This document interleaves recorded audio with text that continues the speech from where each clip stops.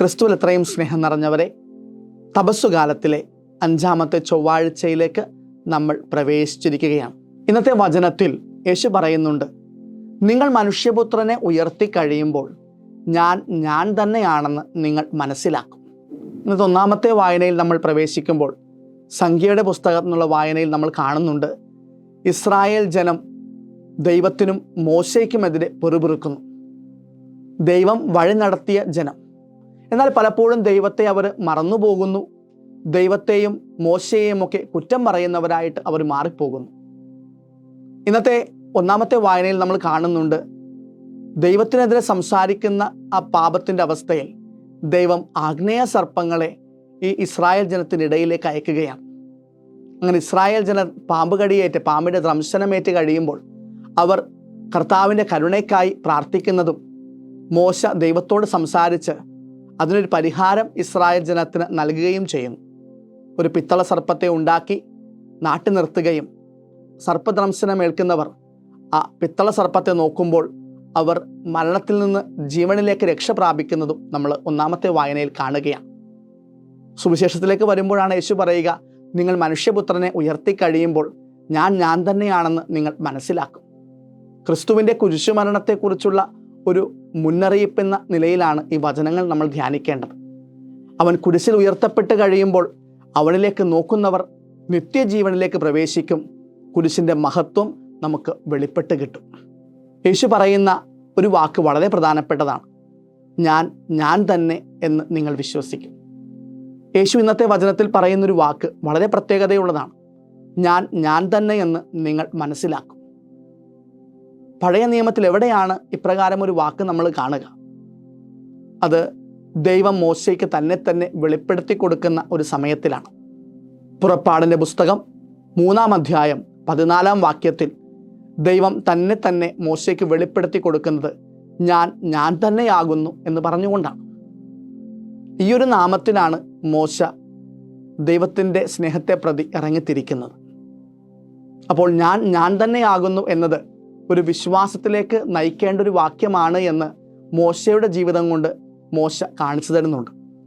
അതേ വാക്യം തന്നെ ഇന്നത്തെ സുവിശേഷത്തിൽ യേശു ആവർത്തിക്കുന്നു, ഞാൻ തന്നെ എന്ന് വിശ്വസിക്കും. യഥാർത്ഥ വിശ്വാസമാണ് നിത്യജീവനിലേക്ക് നമ്മളെ നയിക്കുക. യേശുവിൽ വിശ്വസിക്കാനുള്ള ബോധ്യവും ആ വിശ്വാസ ജീവിതം നയിക്കാനുള്ള മാനസികമായ ഒരു ഒരുക്കവും നമ്മുടെ ആത്മീയ ജീവിതത്തിൽ നമുക്ക് ആവശ്യമാണ്. വിശ്വസിക്കുന്നില്ലെങ്കിൽ നിങ്ങൾ നിങ്ങളുടെ പാപങ്ങളിൽ തന്നെ മരിക്കും. അത് മറ്റൊരു ഓർമ്മപ്പെടുത്തലാണ്. യേശുവിൽ വിശ്വസിക്കാതെ പോകുന്ന ഒരുപാട് ജനത്തെ നമ്മൾ കാണുന്നുണ്ട്. സുവിശേഷത്തിലാണെങ്കിലും ഇന്നത്തെ ജീവിത കാലഘട്ടത്തിലുമൊക്കെയും നമ്മൾ കണ്ടുമുട്ടുന്നുണ്ട്. യേശുവിൽ വിശ്വസിക്കാതെ അവനെ ഒരു നേതാവ് എന്ന നിലയിൽ കാണുന്നവരുണ്ട്, അവനൊരു അത്ഭുത പ്രവർത്തകൻ എന്ന നിലയിൽ കാണുന്നവരുണ്ട്. അങ്ങനെ പല രീതിയിൽ യേശുവിൻ്റെ ദൈവികതയൊഴിച്ച് മറ്റു കാര്യങ്ങളിലൊക്കെ യേശുവിനെ നോക്കിക്കാണുന്ന ഒരു വലിയ ജനമുണ്ട്. അവിടെയൊക്കെ ഒരു ഓർമ്മപ്പെടുത്തൽ പോലെ യേശു പറഞ്ഞു വയ്ക്കുന്നുണ്ട്, അവനെ തിരിച്ചറിയാൻ കഴിയാതെ പോകുന്നുണ്ടെങ്കിൽ നിങ്ങളുടെ പാപങ്ങളിൽ മരിക്കും.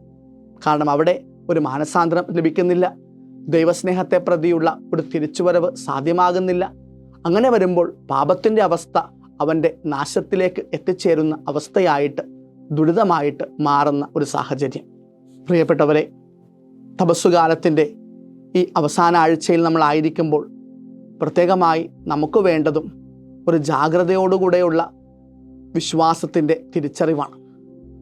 ദൈവത്തെ മനസ്സിലാക്കുവാനും യേശുവിനെ അവൻ രക്ഷകനാണ് എന്ന ബോധ്യത്തിൽ ഉൾക്കൊള്ളുവാനും നമുക്ക് പരിശ്രമിക്കാം. നമ്മുടെ അറിവുകൾ അത് രക്ഷയിലേക്ക് നയിക്കുന്ന അനുഭവങ്ങളായി നമുക്ക് മാറ്റണം. അതിന് പ്രാർത്ഥന ആവശ്യമാണ്.